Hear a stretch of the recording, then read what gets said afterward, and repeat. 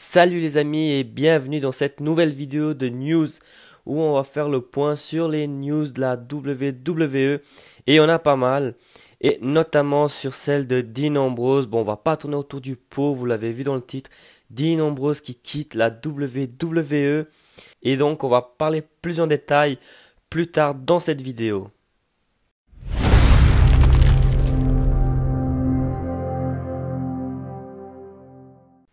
Et comme je vous l'ai dit, Dean Ambrose quitte la WWE, mais on va pas en parler tout de suite. Tout d'abord, on va parler des retombées du Royal Rumble et d'une très mauvaise news pour Ember Moon. Et oui, Ember Moon s'est blessée lors du match du Royal Rumble suite à une prise d'Alexa Bliss.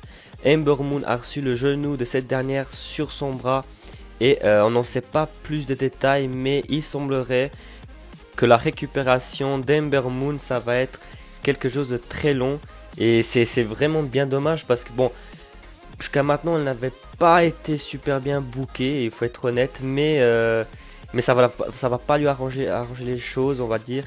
Et moi c'est une superstar que j'aurais voulu voir plus en avant, et là ça va vraiment lui donner un vrai coup de frein, même si elle n'était déjà pas très mise en avant. Et en parlant de blessures, on passe à notre ami Matt Hardy. Comme vous le savez, Matt Hardy a été éloigné des rings pour cause de blessures. Et il semblerait que Matt Hardy ait profité de son temps libre pour s'occuper de lui. Et pourquoi pas un retour de Matt Hardy. On sait que Matt Hardy, même s'il s'est éloigné des rings, il n'a jamais mis de côté l'hypothèse de revenir. Et on peut le voir sur cette photo que Matt Hardy a perdu pas mal de poids. On voit visiblement il s'est bien entraîné. Et on croirait même une photo de Matt Hardy il y a 15 ans en arrière. Et donc un retour pourrait être proche de Matt Hardy. Et ce qui serait une bonne nouvelle pour tous les fans de Matt Hardy évidemment. Toutefois il est bon de préciser que le contrat de Matt Hardy, comme celui de son frère Jeff Hardy, expire fin mars, début avril, mais les frères Hardys ont déjà été clairs qu'ils voulaient renouveler le contrat au moins pour un an avec la WWE. Et on continue à parler pas de retour, mais des éventuels débuts d'une très grande superstar du circuit indépendant, ancien champion poids lourd junior de la New Japan ou encore ancien champion télévision ROH. On parle bien évidemment de Kushida, une très grande star dans le circuit indépendant, un voltigeur hors norme. Si vous aimez les styles comme Ricochet ou Mustafa Ali, vous allez être servi. Eh bien, Kushida avait fait savoir début janvier qu'il voulait quitter la compagnie japonaise à la fin de son contrat, donc le 31 janvier. Et donc Kushida a effectué son dernier match hier 29 janvier face à Hiroshi Tanahashi. Et donc son futur n'est pas très clair, ce n'est pas officiel, mais il semblerait que Kushida se dirige vers la WWE et notamment vers la NXT. Donc pour ceux qui suivent la NXT, vous pourrez bientôt voir Kushida dans les rings de la NXT. Et on passe du côté de SmackDown et la surprise générale, qui l'aurait deviné, R-Truth, nouveau champion US. Et oui, R-Truth a battu Shinsuke Nakamura pour le titre, il est devenu le nouveau champion.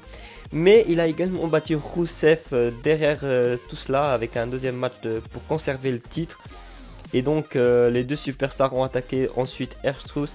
Et donc un match se présage à l'Elimination Chamber entre les trois superstars pour le titre probablement. Mais étonnant choix, parce que qui l'aurait deviné, R-Truth nouveau champion US. Ça fait plus de 7 ans que R-Truth ne touche pas à un championnat à la WWE. Et ça fait plaisir parce que R-Truth, depuis qu'il a fait un peu son retour dans le devant de la scène, on va dire, avec Carmella, nous a montré des belles choses, notamment contre AJ Styles par exemple, où il avait fait des bonnes prestations. Et c'est une petite compensation, je trouve, pour les efforts, pour le travail qu'il a fait récemment. Et donc moi je suis content pour lui. Bon, après comprendre la décision, je ne comprends pas, faire gagner Shinsuke contre Rusev à peine un mois son championnat remporté, c'était déjà pas très compréhensible. Mais maintenant, le faire reperdre un jour après, on sait pas trop où est-ce qu'ils veulent en venir. Mais bon, on prend R-Truth champion, c'est cool. Et peut-être ça va être marrant ce règne de R-Truth, on verra. Et en parlant d'Elimination Chamber, plusieurs matchs ont déjà été annoncés pour le pay-per-view. On vous rappelle que le pay-per-view est dans pas moins un peu moins de 20 jours, donc faut pas trop traîner. Mais toutefois, plusieurs matchs ont déjà été annoncés, notamment le match pour les titres tag team de SmackDown, où 4 équipes se sont affrontées à SmackDown dans un match à élimination, et les Usos en sont ressortis vainqueurs de ce match, et donc ils pourront aller affronter le Miz et Shane McMahon à Elimination Chamber pour les titres tag team.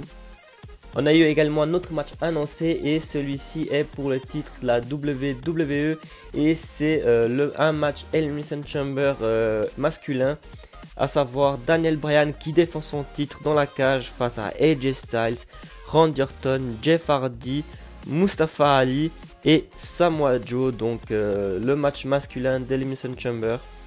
Et il fallait s'y attendre, hein, parce que le titre universel, bon bah on va pas le voir jusqu'à WrestleMania. Donc il fallait s'y attendre que ce soit celui-là qui serait défendu dans la cage. Et donc on retrouve AJ Styles tout naturellement, je trouve. Randy Orton, c'est une très bonne chose, et je pense aussi que c'est tout naturel. Randy Orton, c'est un très grand nom de SmackDown. Donc je trouve que c'est normal qu'il soit là. Jeff Hardy, ça fait plaisir, après toutes ces années, on voit qu'il est toujours là, que la WWE compte toujours sur lui, ça fait plaisir. Mustafa Ali, ça fait également plaisir, le futur donc, qui est déjà mis en place. Et bien sûr Samoa Joe, je pense que c'est pour faire le petit lien avec Mustafa Ali. Ils vont peut-être avoir le match dans le match entre les deux. C'est normal. J'aurais bien voulu voir peut-être à l'image de Mustafa Ali Andrade, mais bon, il n'y a pas de place pour tout le monde. Peut-être Rey Mysterio aussi, je ne sais pas. Mais en tout cas, c'est 6 belles superstars qui nous promettent un très beau match. Après, le vainqueur, moi je vois pas le titre changer, en tout cas pas jusqu'à WrestleMania. Surtout que Daniel Bryan fait un très bon champion. Je pensais que AJ Styles allait le reprendre au Royal Rumble, il ne l'a pas fait. Et donc je pense que jusqu'à WrestleMania, Daniel Bryan va garder le titre. Et un troisième match annoncé, bon il a déjà été annoncé bien plus tôt dans le moment de Bliss. Rappelez-vous, c'est le match, match Elimination Chamber pour les Tic Tac Team féminins. Donc il restait, c'était à savoir qui allait participer. Et bien à Raw, on a appris que Nia Jax et Tamina participeraient.